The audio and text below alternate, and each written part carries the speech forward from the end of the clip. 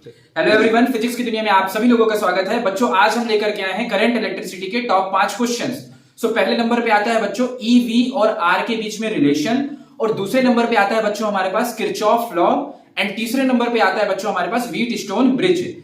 और अगर हम चौथे नंबर पे बात करें तो हमारे पास कुछ थ्योरी पार्ट के इंपॉर्टेंट क्वेश्चंस हैं, जैसे कि ओम्स लॉ आपको पता होना चाहिए। ओम्स लॉ की क्या क्या लिमिटेशंस होती हैं वो आपको पता होना चाहिए। साथ साथ में बच्चों डिफरेंस बिटवीन में आपको स्पेसिफिक रेसिस्टेंस और रेसिस्टेंस के बीच में क्या डिफरेंस है वो पता होना चाहिए। आपको ये भी पता होना चाहिए बच्चों कि ईएमएफ और जो हमारे पास पोटेंशियल डिफरेंस है उसके बीच में क्या डिफरेंस है वो पता होना चाहिए। आपको बच्चों इलेक्ट्रिक जो हमारे पास इलेक्ट्रिक करंट है उसकी डेफिनेशन पता होनी चाहिए, ड्रिफ्ट वेलोसिटी की डेफिनेशन पता होना चाहिए, और आपको सीरीज और पैरेलल कंबाइनेशन में जो हमारे पास आर टोटल का फॉर्मूला आता है वो भी आपको पता होना चाहिए। इस चैप्टर से बच्चों न्यूमेरिकल्स भी आते हैं, तो न्यूमेरिकल्स भी आपको तैयार करने हैं। न्यूमेरिकल्स के लिए आपको ओम्स लॉ का formula V is equal to I R, power का जो फॉर्मूला होता है V power is equal to V I, और power is equal to work done upon time taken, और साथ साथ में आपको रेसिस्टेंस को भी कंपेयर करते आना चाहिए कि इस टेम्परेचर पर इतना है तो अगले टेम्परेचर पर कितना होगा वो भी आपको आना चाहिए। और साथ साथ में यदि हम वायर को स्ट्रेच करते हैं तो रेसिस्टेंस में क्या चेंजेस आते हैं वो आपको पता होना चाहिए। यदि लंबाई को हम 2 गुना करते हैं तो रेसिस्टेंस हमारा 4 गुना हो जाता है, एरिया को 2 गुना अगर हम करते हैं तो रेसिस्टेंस जो होता है हमारे पास 4 गुना कम हो जाता है। इस तरह के न्यूमेरिकल्स इस चैप्टर से आपको देखने को मिलेंगे। Thank you everyone.